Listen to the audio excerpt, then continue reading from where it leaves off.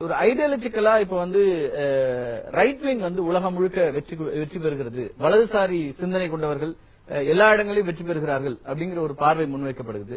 இந்தியாவும் அந்த மாதிரியான ஒரு எல்லையை நோக்கி போகிறது அப்படின்னா ஒரு செக்யூலரிசத்தை தொடர்ந்து வலியுறுத்திட்டு இருக்கிற திரு கமலஹாசன் போன்றவர்கள் இதை எப்படி பாக்குறாங்க? நான் இதுக்கு முன்னாடியே ஒரு 6 மாசம் முன்னாடியே எழுதிட்டேன். ட்ரம்ப் பிலிப்பைன்ஸ்ல இருந்து ஆரம்பிச்சிருப்பேன். நான் பிலிப்பைன்ஸ்ல கட்ட பஞ்சாயத்துக்காரர் தான் வந்திருக்காரு. அது மாதிரிதான் அமெரிக்காவை போகுது. தமிழகம் அப்படி ஆயிடுமோ அப்படின்னு கவலைப்பட்டிருப்பேன். இந்த கவலைகள் பட்டுக்கிட்டே இருக்கணும், இந்த விஜில் இருந்துகிட்டே இருக்கணும், இந்த விழிப்புணர்வு இருந்துகிட்டே இருக்கணும்.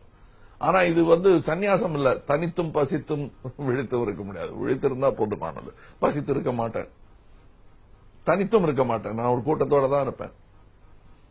அதுல சில காம்ப்ரமைசஸ் பண்ண வேண்டியது. கோஆபரேஷன் இல்லாம எந்த அரசியலும் நடக்காது. இன்னைக்கு நான் சொல்றேன், நீங்க கம்யூனிஸ்ட ஒதுக்கி தூக்கி காணாம அடிச்சிட்டு எல்லாம் பண்ண முடியல.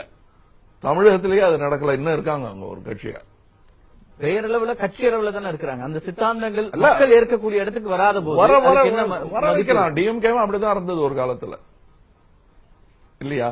உங்களுக்கு ஞாபகம் இல்லையா? அது என்னப்பா அவங்க எல்லாம் ஒரு சினிமாக்காரங்க கட்சின்னு கேள்வி பண்ணதெல்லாம் நான் கேட்டிருக்கேன், என் வாழ்நாள்ல கேட்டிருக்கேன். பிறகு ஆட்சியை பிடிக்கும் போது எல்லாம் அமைதிப்பட்டு ஓரமா போயிட்டாங்க அவங்க எல்லாம்.